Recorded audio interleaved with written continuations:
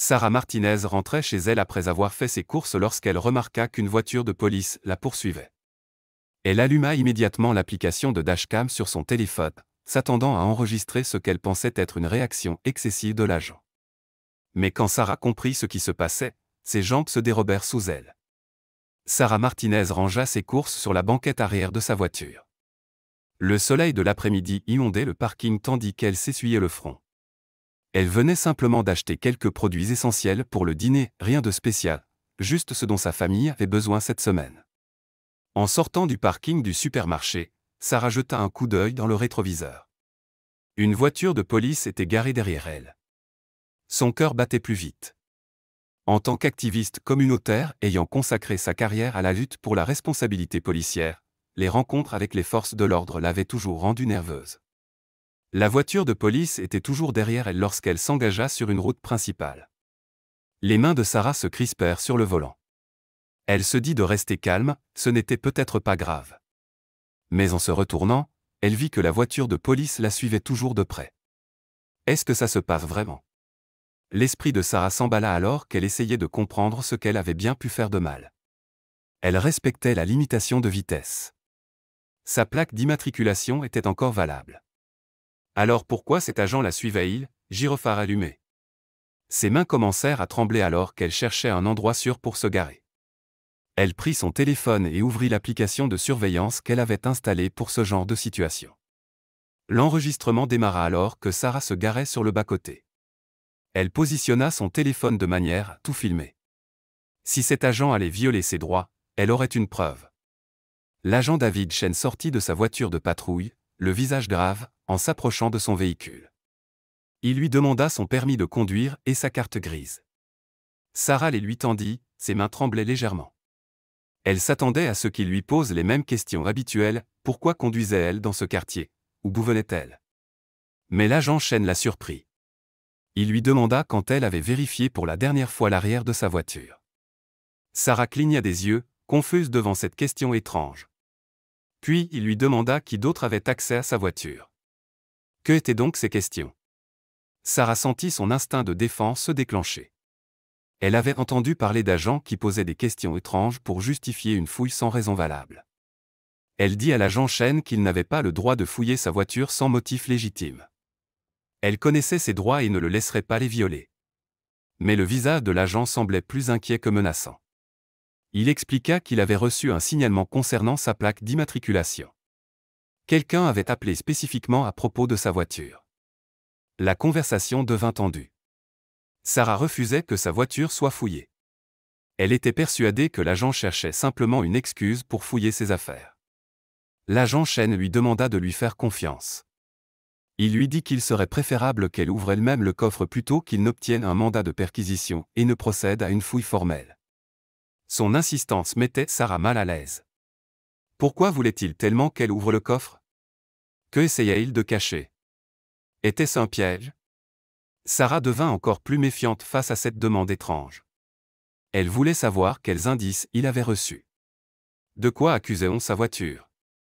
L'agent Chen hésita avant de répondre. Il semblait réticent à partager ces informations.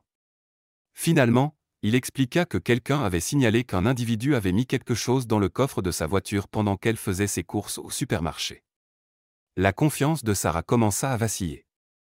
Le comportement de l'agent ne correspondait pas à celui d'un policier avide de pouvoir cherchant à violer ses droits. Mais elle continua d'enregistrer la conversation. Quoi qu'il arrive, elle aurait une preuve. Sarah hésitait encore à ouvrir le coffre. Elle était convaincue que tout cela finirait par prouver qu'il s'agissait d'un simple malentendu. Sarah refusa de marcher jusqu'au coffre. Elle croisa les bras et dit à l'agent Chen qu'elle n'ouvrirait rien sans un mandat de perquisition. Cela lui paraissait être une menace, et elle ne coopérait pas avec ce qu'elle considérait comme une fouille illégale. La frustration de l'agent était palpable. Il se recoiffa et regarda autour de lui avec nervosité. Il gardait les yeux fixés sur la radio, comme s'il attendait quelque chose d'urgent. Sarah remarqua son comportement étrange et devint encore plus méfiante. Pourquoi était-il si nerveux? Que voulait-il? Elle dit à l'agent Chen qu'elle allait appeler son avocat. Elle prit son téléphone, mais il lui dit d'attendre. Il affirma qu'il n'y avait pas de temps pour appeler un avocat. Sarah recula de sa voiture. Si cet agent avait l'intention de faire quelque chose d'illégal, elle devait mettre de la distance entre elle et ce qu'il comptait faire. Elle devait s'assurer que son téléphone enregistrait toujours. L'agent remarqua ses gestes et lui demanda de rester près de lui. Il dit que c'était pour sa sécurité, mais Sarah ne le croyait pas. Elle avait déjà entendu ces mots de la part d'agents aux intentions douteuses. Sarah voulait savoir ce qu'il cherchait vraiment. Elle lui dit que s'il avait réellement des preuves d'un délit, il devait obtenir un mandat et fouiller correctement sa voiture. Elle affirma qu'elle n'avait rien à cacher. L'agent ne cessait de regarder sa montre et de scruter les environs. De quoi avait-il peur? Sarah remarqua qu'une voiture passait lentement devant eux pour la deuxième fois. La même voiture était déjà passée quelques minutes plus tôt. Elle la montra à l'agent Chen. Celui-ci leva les yeux quand elle évoqua la voiture qui tournait autour. Il se dirigea immédiatement vers Sarah et se plaça entre elle et la route. Sa main se rapprocha de sa radio. Sarah était très confuse. Si la police préparait quelque chose, pourquoi l'agent Chen semblait-il inquiet des autres voitures? La voiture fit un troisième passage, encore plus lentement. L'attention de l'agent Chen était évidente. Il parla rapidement dans sa radio pour demander du renfort à leur emplacement. La confiance de Sarah fut ébranlée. Le comportement de l'agent ne correspondait pas à ce qu'elle s'attendait à voir dans un cas d'abus policier. Il semblait sincèrement inquiet. L'agent Chen se tourna vers Sarah avec un regard désespéré. Il lui dit qu'elle était en réel danger et qu'ouvrir le coffre pouvait être le seul moyen de prouver son innocence avant qu'il ne soit trop tard.